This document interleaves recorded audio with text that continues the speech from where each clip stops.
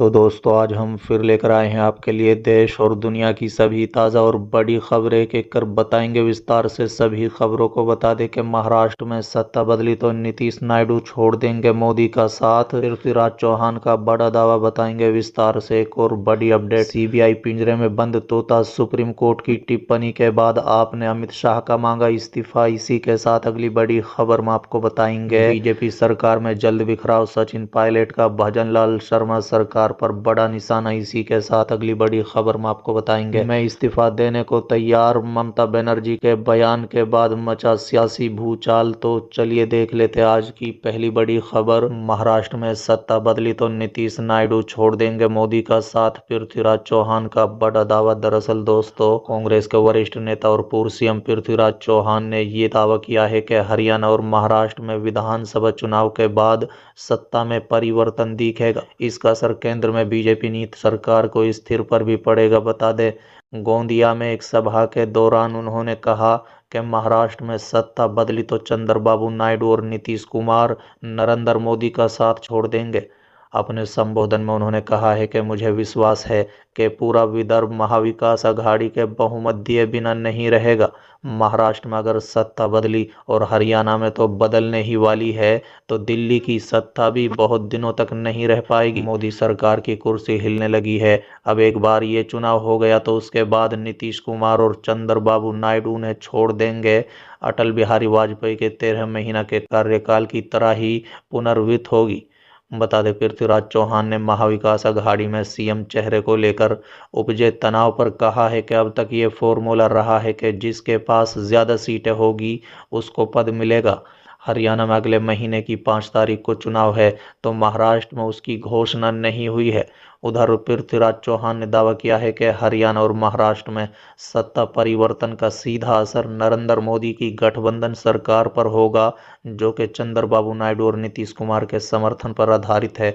दोनों ही राज्यों में बदलाव होगा, बीजेपी सत्ता से बाहर रहेगी। वहीं महाराष्ट्र की राजनीतिक स्थिति पर पृथ्वीराज चौहान ने कहा है कि महाराष्ट्र ने कभी भी इस तरह की विभाजित राजनीति नहीं देखी है जो अब हो रही है। उन्होंने कहा है कि लोकसभा में महाविकास अघाड़ी ने महाराष्ट्र की 48 सीटों में से 65% सीटें जीती हैं, जो कि 288 विधानसभा सीटों में 183 होती है। हम बेहतर करेंगे। चौहान ने कहा है कि सीएम एकनाथ शिंदे की सरकार ने जनता से जुड़े मुद्दे जैसे महंगाई, बेरोजगारी, किसानों की समस्या, भ्रष्टाचार पर कुछ नहीं किया है। उन्होंने कहा है कि एनसीपी, एसपी, कांग्रेस और शिवसेना यूबीटी की सरकार भ्रष्टाचार की समस्या पर ध्यान देगी। बीजेपी के शिवाजी महाराज के स्टैचू मामले में भ्रष्टाचार को लेकर जवाबदेह बनाया जाएगा। उन्होंने कहा है कि जिस स्टैचू को 3 साल में बनाना चाहिए था, उसे 3 महीने में बनाने के लिए मजबूर किया गया। उन्होंने कहा है कि एनसीपी और शिवसेना के विधायकों ने जिस तरह पार्टी को टूटने पर पाला बदला है, उन्हें मतदाताओं का जवाब देना होगा। चलिए अगली खबर, सीबीआई पिंजरे में बंद तोता, सुप्रीम कोर्ट की टिप्पणी के बाद आपने अमित शाह से मांगा इस्तीफा। दरअसल दोस्तों, दिल्ली के मुख्यमंत्री अरविंद केजरीवाल की गिरफ्तारी के संबंध में शीर्ष अदालत की तीखी टिप्पणी के बाद आम आदमी पार्टी ने शुक्रवार को गृह मंत्री अमित शाह के इस्तीफे की मांग की। बता दें, उच्चतम न्यायालय के न्यायाधीश न्यायमूर्ति उज्ज्वल भैया ने दिल्ली के मुख्यमंत्री अरविंद केजरीवाल को गिरफ्तार करने के लिए केंद्र अन्वेषण ब्यूरो यानी सीबीआई की कड़ी आलोचना की और कहा कि इस केंद्र एजेंसी को पिंजरे में बंद तोता बन जाने की धारणा दूर करनी चाहिए। उच्चतम न्यायालय ने आबकारी नीति घोटाले के संबंध में सीबीआई द्वारा दर्ज भ्रष्टाचार के मामले में शुक्रवार को अरविंद केजरीवाल को जमानत दे दी और कहा कि लंबे समय तक जेल में रखना स्वतंत्रता से अन्यायपूर्ण तरीके से वंचित करने के समान है। बता दें कि दिल्ली के मंत्री सौरभ भारद्वाज ने कहा है कि उच्चतम न्यायालय की टिप्पणी न केवल जांच एजेंसी के खिलाफ थी, बल्कि केंद्र सरकार के खिलाफ भी थी। उन्होंने कहा है कि केंद्र गृह मंत्री को इस्तीफा दे देना चाहिए, क्योंकि इससे उन पर सवाल उठते हैं। उच्चतम न्यायालय ने सीबीआई को पिंजरे में बंद तोता कहा है।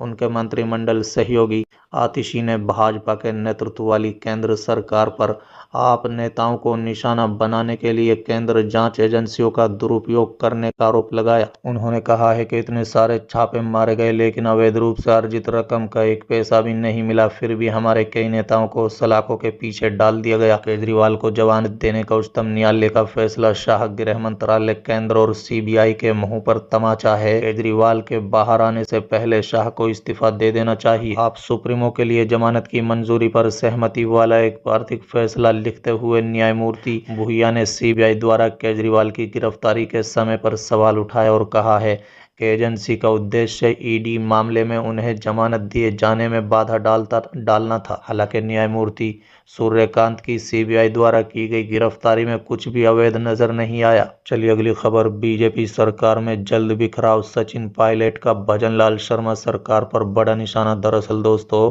कांग्रेस नेता और राजस्थान के पूर्व मुख्यमंत्री सचिन पायलट ने शुक्रवार को कहा कि राज्य में बीजेपी सरकार के भीतर अलग अलग शक्ति केंद्र उभर आएंगे, जिससे ये स्पष्ट नहीं है कि कौन मंत्री कैबिनेट में है और कौन नहीं है। बता दें, कानून के मुद्दे पर भजनलाल शर्मा सरकार की आलोचना करते हुए सचिन पायलट ने कहा कि राज्य के मौजूदा हालातों से लोग परेशान हैं। आमतौर पर सरकारों के भीतर 3-4 साल के बाद तनाव पैदा होता है, लेकिन यहाँ मैं देख रहा हूँ कि शुरुआत से ही सत्ता के अलग अलग केंद्र उभर कर सामने आए हैं। पूर्व डिप्टी सीएम पायलट ने आगे कहा है कि ये राज्य के लोगों के लिए हानिकारक है।